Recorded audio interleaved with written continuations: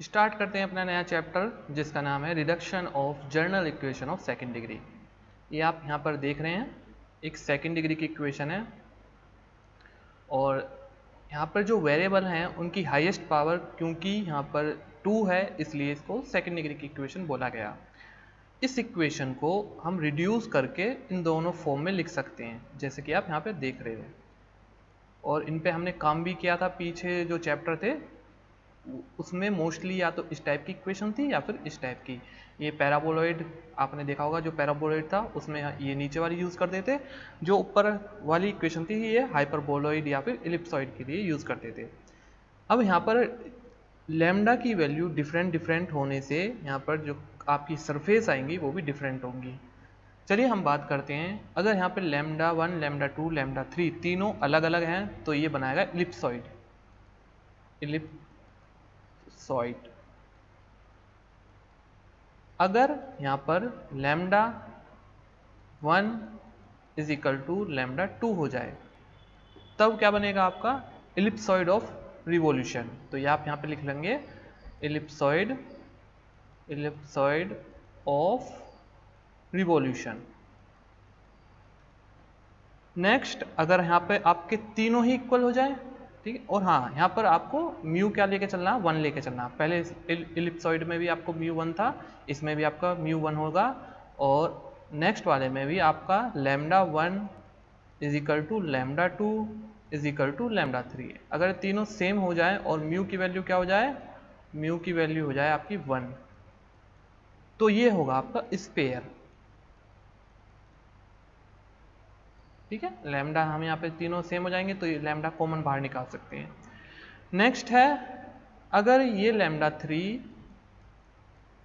3 आपका minus lambda 3 हो जाए तो अब आपको कुछ याद आ रहा होगा, ये होता है हाइपरबोलॉइड ऑफ वन शीट। ठीक है, आपने देखा होगा लैम्डा 1 प्लस लैम्डा 2 और माइनस, आपने इक्वेशन देखी होगी, ए यहाँ पर होता था, बी यहाँ पर होता था और यहाँ पर माइनस सी। तो अगर यहाँ पे माइनस लैम्डा हो जाता है और म्यू की वैल्यू तो हम 1 लेके ही चल रहे हैं फिलहाल, तो ये होता है आपका इस केस में hyperboloid of one sheet. Next, अगर आपका लैम्डा 2 भी माइनस में हो जाए और साथ के साथ आपका लैम्डा 3 भी, ये तो पहले से ही माइनस में था, और म्यू की वैल्यू 1 रहे, इसको बोलेंगे हाइपरबोलॉइड ऑफ 2 शीट। अब अगर आपका लैम्डा 1 हो जाए लैम्डा 2 के बराबर और लैम्डा 3 हो जाए आपका माइनस लैम्डा 3 और म्यू आपका क्या है, वो तो आपका 1 ही है, तो ऐसे केस को बोलेंगे हाइपरबोलॉइड ऑफ रिवॉल्यूशन। इसको हम बोलेंगे हाइपरबोलॉइड ऑफ रिवॉल्यूशन।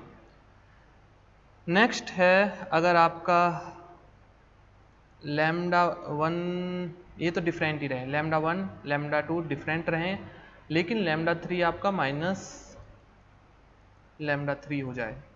अभी ऐसा केस तो हम लेके पहले चल चुके हैं, लेकिन इस बार ये हाइपरबोलॉइड के लिए था। ठीक है, जब हम पहले क्या कर रहे थे, जब मैंने इससे पहले लिया था यहाँ पर लैम्डा 3 को माइनस लैम्डा 3, तो हम ले रहे थे वहाँ पर hyperboloid of one sheet.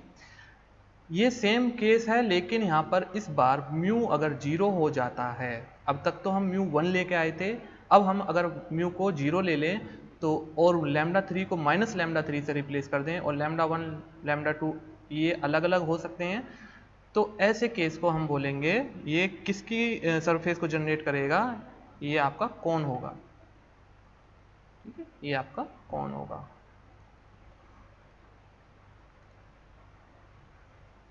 Next है आपका, अगर यहाँ पे लैम्डा 3 0 हो जाता है, ठीक है, अगर लैम्डा 3 हो जाता है 0 और म्यू 1 हो जाता है, ठीक है, बाकी लैम्डा 1 और लैम्डा 2 ऐसे ही रहेंगे, इस केस में ये होता है आपका इलिप्टिक सिलेंडर। ठीक है, ये कंडीशन होती है आपकी इलिप्टिक सिलेंडर की।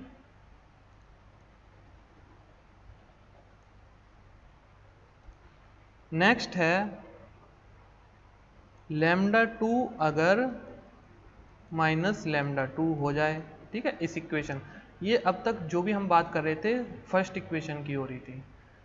अगर इसमें लैम्डा 2 माइनस लैम्डा 2 हो जाए और लैम्डा 3 हो जाए 0 और आपका म्यू हो जाए 1, तो ये बनेगा आपका हाइपरबोलिक सिलेंडर। ठीक है, यह हाइपरबोलिक सिलेंडर है।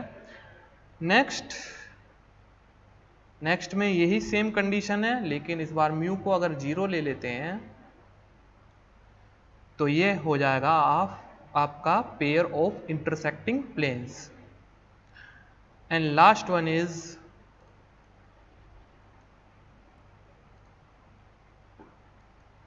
Lambda 1 X square is equal to 1, या फिर और lambda 2 Y square is equal to 1, या फिर और lambda 3 Z square is equal to 1 हो जाए। तो ऐसे में क्या बोलेंगे इनको? Pairs of parallel planes. ठीक है, ये कंडीशन होती है पेयर्स ऑफ पैरेलल प्लेन्स। ये सब किसके लिए था? फर्स्ट इक्वेशन के लिए था अब तक। अब हम बात करेंगे सेकंड इक्वेशन की। सेकंड फॉर्म को लेकर चल रहे हैं। ये फॉर्म होती है आपकी, अगर इसको ऐसे ही देखें यहाँ पर, आप यहाँ पर म्यू को सी मान लीजिए या फिर कुछ और मान सकते हैं, तो ये आपकी इक्वेशन होती है इलिप्टिक पैराबोलॉइड। ठीक है, lambda 1 X square plus lambda 2 Y square equal to 2 mu Z, ये आपकी इलिप्टिक पैराबोलॉइड है। अगर इस इक्वेशन में लैम्डा 2 आपका माइनस लैम्डा 2 हो जाए, बाकी सब ऐसे ही रहे, तो ये आपकी इक्वेशन होगी हाइपरबोलिक पैराबोलॉइड की। नेक्स्ट में अगर आपका lambda 1 is equal to lambda 2 हो जाए, देन ये होगा आपका पैराबोलॉइड ऑफ रिवोल्यूशन। ठीक है, यहाँ पर लैम्डा बाकी सब सेम रहेगा, lambda 1 is equal to lambda 2 हो जाए तो लैम्डा यहाँ से कॉमन निकल जाएगा, बाहर चला जाएगा। एंड एट लास्ट में लैम्डा 1 एक्स स्क्वायर अगर हो जाता है प्लस माइनस 2 म्यू जेड, तो ये होगा आपका पैराबोलिक सिलेंडर।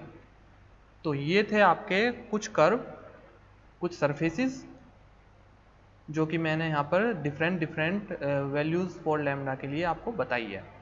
अब इसके ऊपर कुछ बेस्ड क्वेश्चन करेंगे, और अब इससे रिलेटेड कुछ क्वेश्चन कर लेते हैं। पहला क्वेश्चन है, reduce 3x square minus Y square minus Z square plus 6yz minus 6x plus 6y minus 2z minus 2 is equal to 0 to standard form. इसको हमें स्टैंडर्ड फॉर्म में रिड्यूस करना है। मैंने आपको पहले ही बताया था स्टैंडर्ड फॉर्म आपकी दो तरीके की होती है यहाँ पर। ठीक है, एक तो ये होगी और एक ये होगी, तो इन दोनों में से किसी एक में इसको रिड्यूस करना है। तो इसके लिए फर्स्ट स्टेप जो होगा वो ये होगा कि आप लिखोगे जर्नल इक्वेशन सेकंड डिग्री की। ये हमने सेकंड डिग्री की जर्नल इक्वेशन लिख ली, और फिर इस इक्वेशन से इस इक्वेशन को कंपेयर करोगे, दोनों को कंपेयर करा। अब आपको यहाँ से ये जितने भी कांस्टेंट दिखाई दे रहे थे A B C F G H U V W D, इनकी वैल्यू मिल जाएगी। ये आपको हर क्वेश्चन में ऐसे ही करना है। कंपेयर करने के बाद अब आपको ये स्टेप, इसको मत करना, यहाँ पे एक तरफ लिख लेंगे ये सारी वैल्यूज। अब चलेंगे हम नेक्स्ट डिस्क्रिमिनेटिंग क्यूबिक। ठीक है, ये क्या होता है? ये आपका डिटर्मिनेंट होता है, और ये डिटर्मिनेंट आपने पहले भी देखा हुआ है। ठीक है, अगर यहाँ से अगर हम लैम्डा को ख़त्म कर दें, तो जब हमने ज्योमेट्री का पहला चैप्टर स्टार्ट किया था, तो शुरुआत में ही हमने वहाँ पर इस डिटरमिनेंट को देखा था। ठीक है, कि वहाँ पर सेकंड डिग्री की एक इक्वेशन थी, तो उसको इसमें रखते थे, और फिर यहाँ से हमें पता लगता था कि हमारा जो यहाँ वहाँ पर कॉनिक होगा वो उसका नेचर क्या होगा। इसके बाद हम करेंगे यहाँ पर, जैसे कि अगर मैट्रिक्स चैप्टर पढ़ा हो आपने, तो वहाँ पर आइगन वेक्टर आइगन वैल्यू निकालते थे, तो उसके लिए कैरेक्टरिस्टिक इक्वेशन निकालते थे। सेम वही प्रोसीजर है यहाँ पर भी। यहाँ पर हम क्या करेंगे, जो डायगोनल एलिमेंट हैं उनमें माइनस लैम्डा कर लेंगे, ठीक है, इस तरह से। ये मैट्रिक्स चैप्टर का एक छोटा सा पार्ट है। वहाँ पे आइगन वेक्टर आइगन वैल्यू निकालने के लिए पहले कैरेक्टरिस्टिक इक्वेशन बनाते थे, और वो किससे बनाते थे, इससे। वो ही यहाँ पर इन्होंने उस तरह से यूज़ किया। अब जो हमने ए बी सी डी की वैल्यू निकाली थी उसको रख दीजिए यहाँ पर इस डिटरमिनेंट के अंदर, और फिर इसको सॉल्व कर दीजिए, ठीक है। इसको सॉल्व करेंगे इसको, फिर ये इसके बाद आप यहाँ पर से लैम्डा की वैल्यू निकाल लोगे, ठीक है। लैम्डा 1 की वैल्यू क्या आएगी, 3, लैम्डा 2 की -4, और लैम्डा 3 की आपकी 2।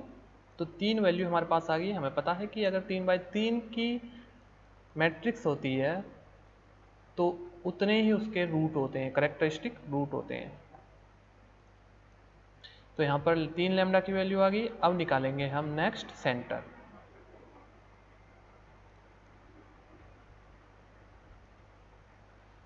सेंटर निकालने के लिए हम क्या करेंगे, मान लेते हैं कि x1 y1 z1 क्या है, सेंटर है, और जो क्वेश्चन में इक्वेशन दी गई थी वो लेते हैं, ठीक है। पहले इसको पार्शियली डिफरेंशिएट करते हैं विद रेस्पेक्ट टू x1, ठीक है। हमने क्या किया, x1 y1 z1 को जहाँ पर भी x y z थे वहाँ पर उनको रिप्लेस कर दिया, और x1 के रेस्पेक्ट में इसको कर दिया हमने डिफरेंशिएट। अब पार्शियली डिफरेंशिएशन करने का मतलब होता है कि जैसे कि हम x1 के रेस्पेक्ट में कर रहे हैं, तो x1 यहाँ पर छोड़ करके x1 को बाकी जो भी वेरिएबल आपको दिखाई दे रहे हैं उनको मान लेते हैं यहाँ पर कांस्टेंट, ठीक है। तो इस टर्म को अगर आप डिफरेंशिएट करोगे तो ये क्या हो जाएगा, 6x1। अब क्योंकि ये एक वेरिएबल है जिसको कि हमने कांस्टेंट मान लिया, तो 0 हो जाएगा, ये भी 0 हो जाएगा, और यहाँ भी कहीं पर भी x नहीं है तो ये भी 0 हो जाएगा। यहाँ पर है, ठीक है, यहाँ पर x है तो ये आपका हो जाएगा -6, ठीक है। इसके बाद आप कहीं भी देख रहे हो तो कोई या तो कांस्टेंट है या फिर आपके वेरिएबल हैं जो कि x1 से अदर, उनको हमने कांस्टेंट माना हुआ है, तो सब 0 हो जाएगा, और लास्ट में हमें ये इक्वेशन मिल जाएगी। इसको सॉल्व करेंगे तो x1 की वैल्यू हमें मिली 1। इसी तरह से हम इस इक्वेशन को अब करेंगे y के रेस्पेक्ट y1 के रेस्पेक्ट में पार्शियली डिफरेंशिएट, ठीक है, और लास्ट में हम z1 के रेस्पेक्ट में करेंगे। y1 के रेस्पेक्ट में किया तो ये आ जाएगी, और z1 के रेस्पेक्ट में किया तो ये आ जाएगी। ये दोनों इक्वेशन आ जाएगी, ठीक है। इन सबको 0 के बराबर लेके चलना है, और इनको हम सॉल्व करेंगे दोनों इक्वेशन को, तो लास्ट में हमें y1 और z1 की भी वैल्यू मिल जाएगी यहाँ पर, जो कि क्या है, z1 की वैल्यू है आपकी -1 और y1 की वैल्यू है 0। अब आपके पास तीनों वैल्यू हैं, x1 ये हम पहले ही निकाल चुके थे यहाँ पर, y1 अभी निकाला, और z1 ये भी अभी निकाला। ये फॉर्मूला आपको याद रखना है म्यू का। ये क्या होता है, ux1 + vy1 + wz1 + d। u v w d ये हम क्वेश्चन में ऊपर निकाल चुके हैं, और x1 y1 z1 अभी अभी निकाला, ये हमने यहाँ पर निकाला। इसको रखेंगे, सॉल्व करेंगे तो आपका आ जाएगा यहाँ पर 4।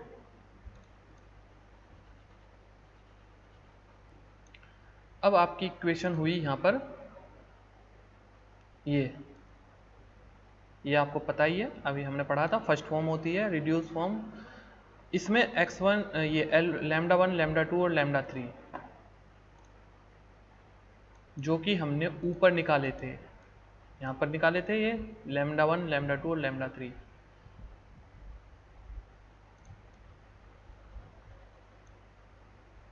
इनको पुट कर देंगे, दूसरा यहाँ पे पुट कर दिया λ1 λ2, और ये म्यू अभी निकाला था हमने 4। तो इस तरह से आपको ये रिड्यूस होकर के फॉर्म मिल जाएगी। अब आपको यहाँ पर एक चीज़ में कंफ्यूजन होगा कि ये वाली इक्वेशन कब लगानी है और ये वाली कब लगानी है। ठीक है, जब इस इक्वेशन की बात करें फर्स्ट इक्वेशन की, तो लैम्डा 1, लैम्डा 2 और लैम्डा 3 की कुछ ना कुछ वैल्यू यहाँ पर हमें मिल जाएगी। मतलब लैम्डा 1 भी कुछ ना कुछ मिलेगा, लैम्डा 2, लैम्डा 3। इस वाले केस में आप क्या होगा, एक लैम्डा आपका 0 हो जाएगा। अगर आपका एक लैम्डा कोई सा भी, लैम्डा 1 या लैम्डा 2 या लैम्डा 3, कोई सा भी लैम्डा अगर आपका 0 हो गया, दैट मीन्स आपको ये वाली फॉर्म लगानी है। इस बात को आपको ध्यान में रखना। बाकी मैंने नीचे कुछ क्वेश्चन दिए हैं, ये इनको आपको इसी तरह से खुद रिड्यूस करके यहाँ पर लिखना है। ठीक है, इनकी आपको रिड्यूस फॉर्म लिखनी है। तो ये था आपका पूरा चैप्टर।